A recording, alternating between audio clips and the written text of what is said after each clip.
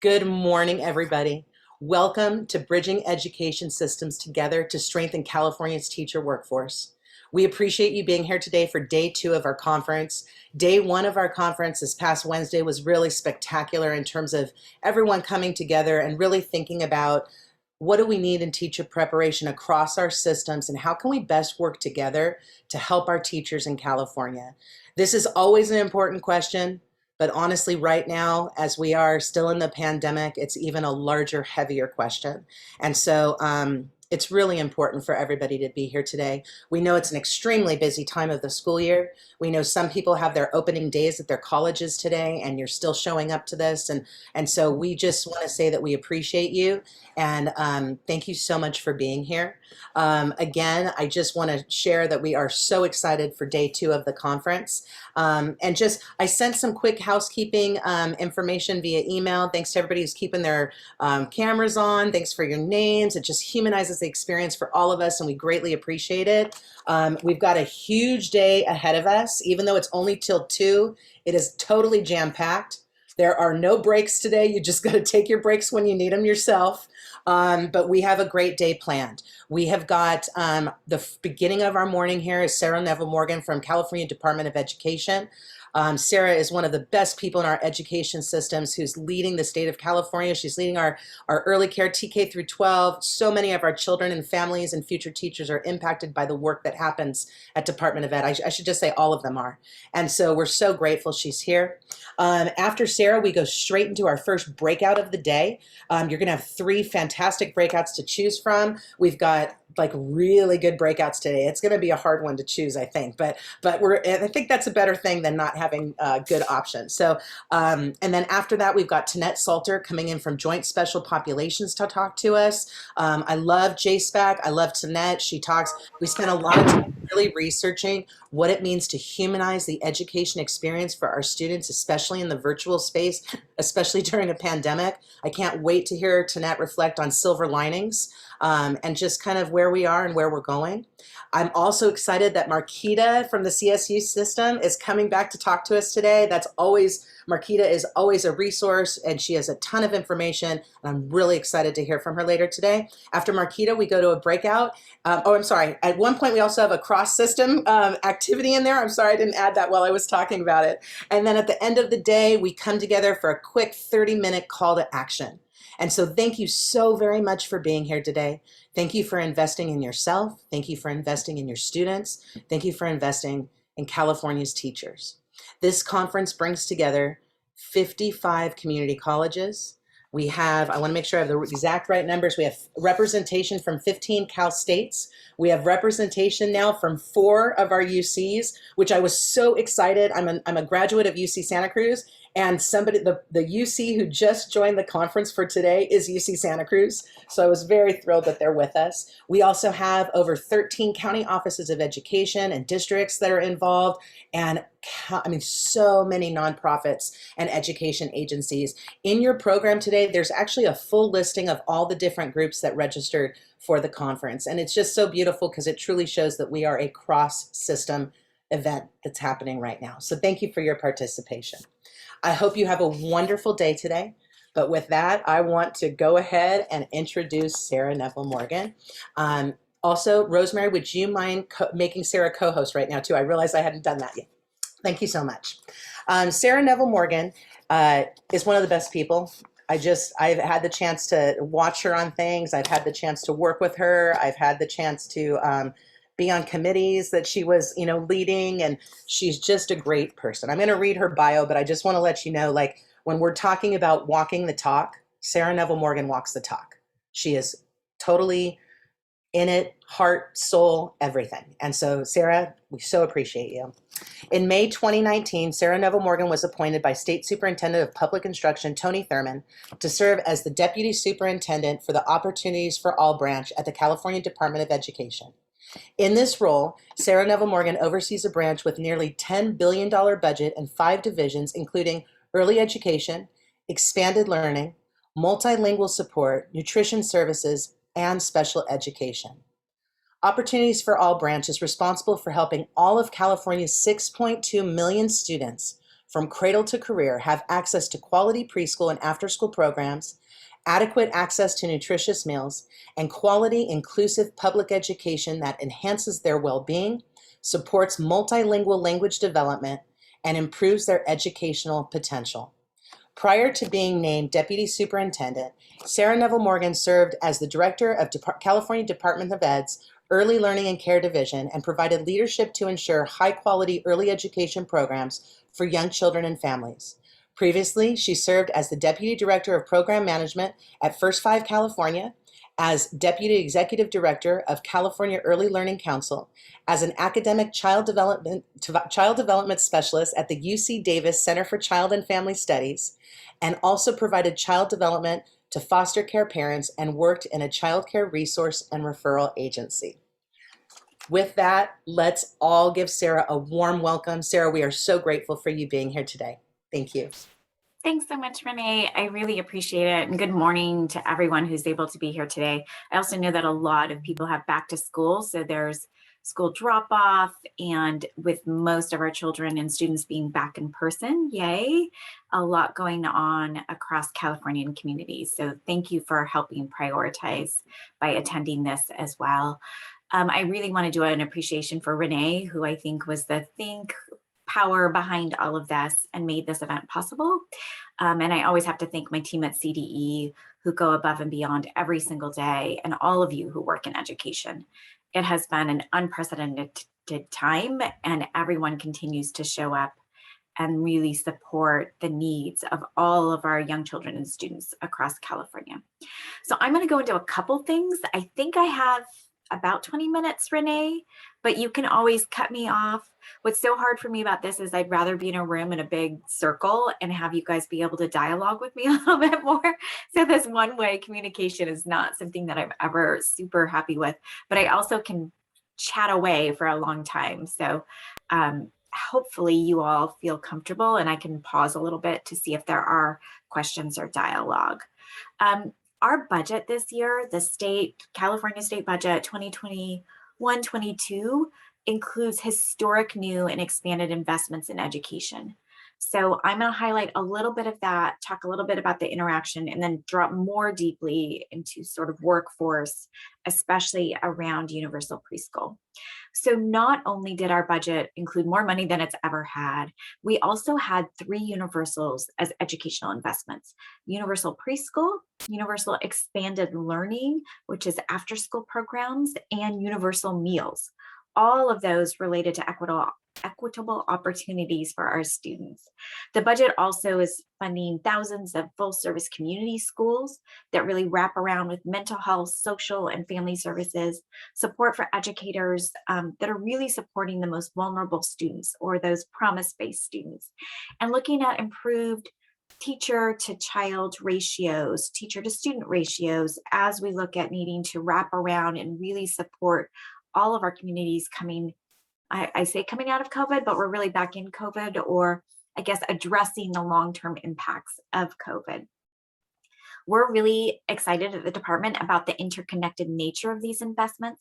So you can only imagine if you have a community school and you get to start with preschool and you get to have 9 hours of programming for your students, what that means for families and our working families. And there are 2 universal meals.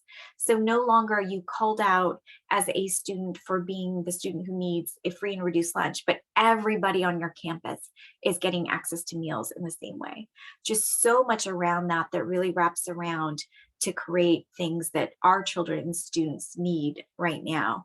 We know that with all of this, though, our local educational agencies, or LEAs, who've been really dealing with a very intense time period, will need our support to intentionally create a district plan that addresses all of these new areas in ways that capitalize on those connections and builds them together. And as you listen to them, you'll see that workforce needs are throughout all of it, right? Because we all know everything always comes back to the adults, those people I think the other day I talked about relationships, relationships, relationships. It's because those adults matter so much in the lives of the students that they're supporting. So implementing these investments will create these opportunities to integrate student supports in new and exciting ways through opportunities to serve all children better, including that expanded learning. So knowing that parents who need to drop off early can have pre, knowing that if they need to pick up later, after school ends, if they have that, if they need summer school, knowing that we'll have transitional kindergarten for all 4-year-olds eventually as it rolls out over a couple years, all of those learning opportunities integrated together. So building from what California's families of today need, these investments really allow us to create and look to a California family of 2021-22 versus the California family of the 1900s.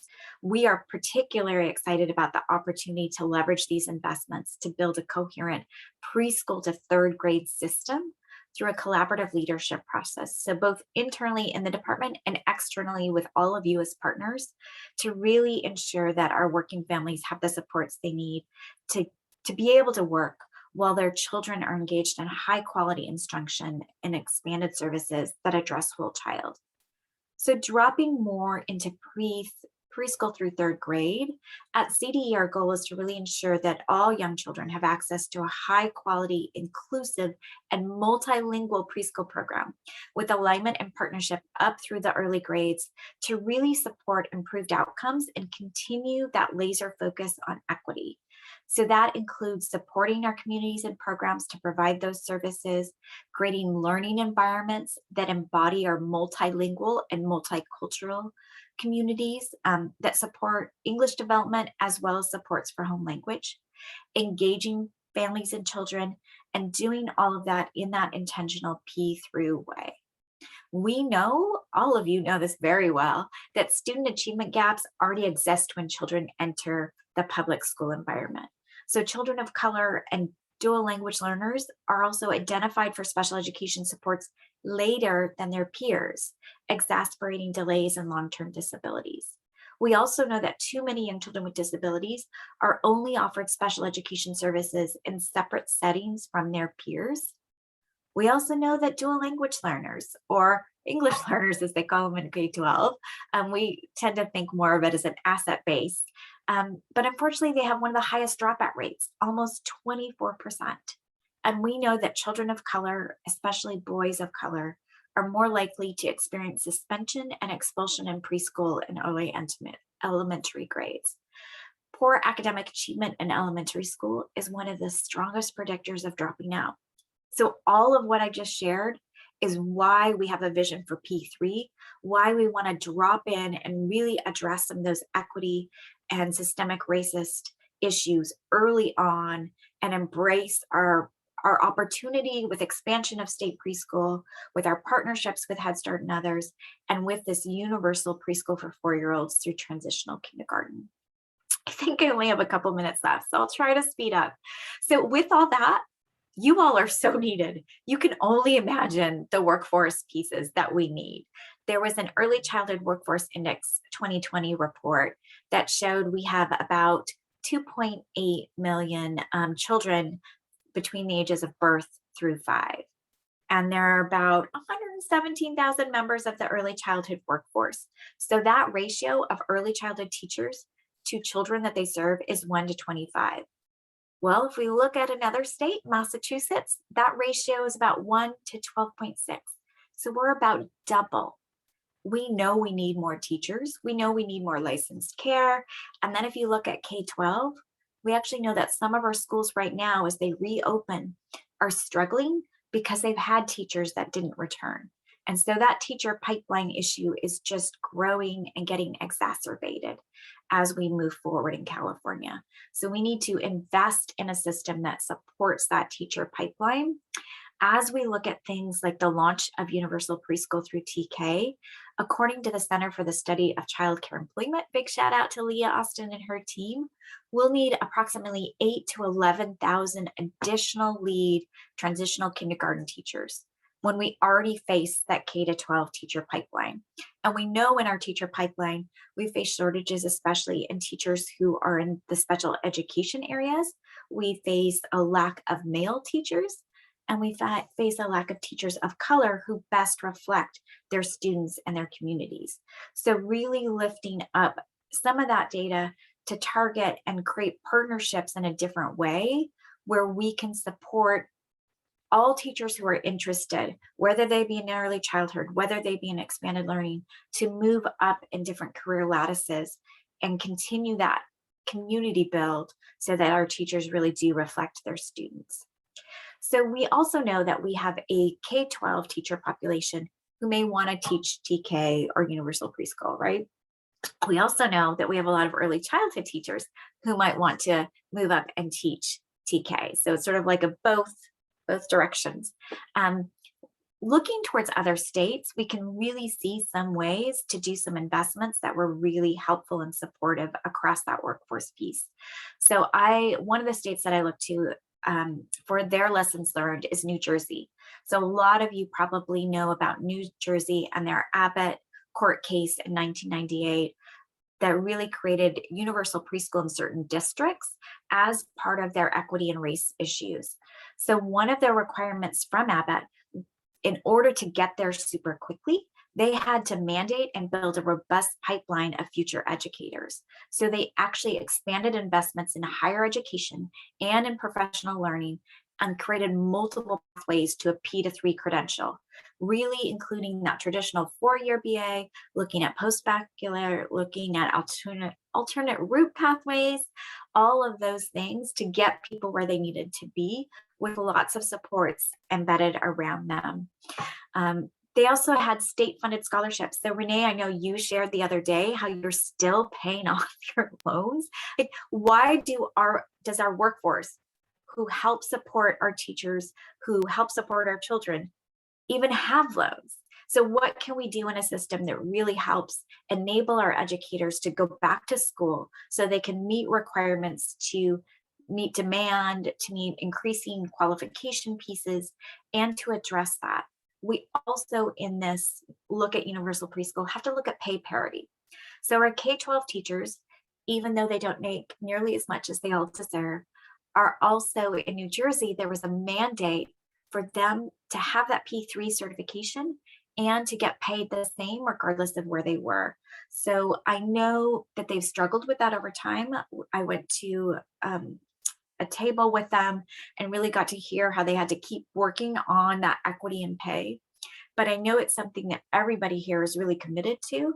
So trying to address, if you have the same credentials and requirements, if you're doing the same sort of work, how do we address equity and that compensation as we move it through? All right, I will end my part while talking a little bit more about the budget specific to workforce and what did we get? What did the Commission on Teacher Credentialing get, who are our lockstep partners in all this? None of this could be done for workforce if we didn't have such great leadership at CTC. So in that, so CTC got a bunch of funds, and they could probably give you a fact sheet from everything from 125 million to help recruitment of certificated school employees, to 20 million for waiving credential fees, to 350 million for the teacher residency grant program. So lots over on the CTC side. For CDE, we received 300 million to support universal preschool implementation, with 100 million of that specific to competitive grants for LEAs to increase the number of highly qualified teachers available to serve in state preschool and TK.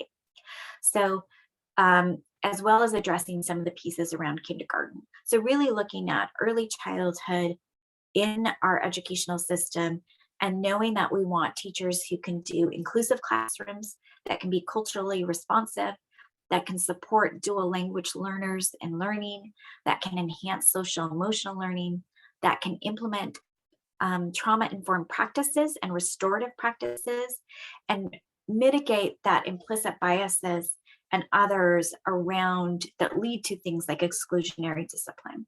So specific pieces of professional development called out, as well as really addressing the fact that we need to support that pipeline piece. So as we look at that, a lot is going to happen. Just the fact that California is finally poised to realize universal preschool for all 4-year-olds through this incredible investment of the Budget Act of 2020 means that we're going to need to do a lot. So at the department, in partnership with CTC and some others, our state board and parts of the administration, we're looking at a constellation framework to really bring diverse partners from across multiple fields to tackle some of the key issue areas. One of those will be a constellation focused deeply on workforce development. So there will be multiple tables as well as a deliberate stakeholder engagement. So while we can't do a you all come for all of the deep work, because we know that you need small teams to actually sit and roll up their sleeves and actually help write stuff, we do need to hear from all of you. And so over this next year, please know that we'll be calling on you to respond to surveys, focus groups, show up to a meeting, and really give us some feedback and information so that as we roll out some of these workforce pieces, California can be as thoughtful and intentional, mitigate unintended consequences to the best of our ability, and put our children at the front and center of everything that we're doing in this space. So always asking ourselves, what is best for our kids? What will help them thrive? What will get California where we finally need to be in addressing some of those opportunity gaps, which have then shown up in a readiness and achievement gap. So addressing some of our structures, our systems and supports, so we get our children, families, students, and teachers all engaged in this work and help them thrive. So I will end sort of on my side for this, I think, but knowing that there will be a lot more as we go through this. I'm trying to think, I know I had a little quote, and then of course it's always hard for me to go through and find it, but I think I covered most of what I wanted to touch on quickly. My inspiring quote really goes back to Barack Obama, who did a lot around our standards and focusing on workforce. Although I have to give a hats off to the Biden-Harris administration, who also are elevating both childcare and preschool and education in their proposed budget. And we're really hoping to see more come out so that we can support universal preschool in an even stronger, better way, and knowing that families also need childcare and other supports. So from Barack Obama, when it comes to developing the high standards we need, it's time to stop working against our teachers and start working with them. Invest in early childhood education. Invest in our teacher, and our children will succeed. So thank you all, because I feel like you are all the reason and the hope for how and why our children will succeed. So back over to you, Renee. That was awesome, Sarah. Thank you so, so much for your contributions and everything you're doing. And guess what? We're ready to roll up our sleeves and get busy. So you let us know what you need. And I think after the transition teams, I think you guys know that you let us know what we'll need and we'll be there. The transition teams happened when Tony was taking office a few years ago, and the community college system got word, and Sarah can attest to it. We showed up to every single meeting. I think I flew up to Sacramento 12 times that summer, something fantastic. And so, but that's the commitment from the partnership, where we wanted to, when we're invited, we want to be there. So thank you so much for your ongoing partnership. You let us know what's needed, Sarah, and you call on us, and we'll come out in forces. So just know that we are a community, and this is just, we're going to keep moving forward all together. So thank you so much, Sarah. That was wonderful. So everybody, now I'm really excited. We're going to our first set of breakout sessions for the day. So we'll be transitioning to a different Zoom link at this time. We have 3 different sessions for you to choose from, and you're going to struggle with this one because they're all going to be spectacular. We've got Teach California talking about all the different resources that are available that they have for your teacher preparation programs. We also have Shannon coming in to talk about OER, and zero textbook cost education pathways.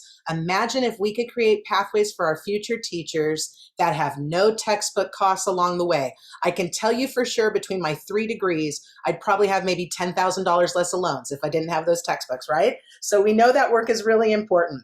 I also want to share with you though, the third breakout. Like I said, this is going to be a hard one to choose from. We've got Education Trust West coming in doing a data equity walk. That's going to be really engaging. So anyways, right now from 9:30 to 10:30, we've got a block where we're all going into breakouts, but please come back at 10:30 as a whole group, because at that point we've got Joint Special Populations, Tanette Salter coming in to talk to us about silver linings, and then we're going to get into our cross-system activity, and this one's going to be super impactful today. So we are really excited for the day. Again, thank you to Sarah for being here. We are so grateful for you. And before we log off, I also just want to give another shout out to Cuesta College for helping to support us with this conference, and also to Antelope Valley TAP program. I believe the lead of the TAP program, Jane, is on right now, and I just want to give a shout out because we can't do these things without support. So thank you so much, everybody, for being here. Enjoy your breakout sessions, and we will see you back here in 1 hour. Sarah, thank you so much again. Take care, and we will see everybody soon.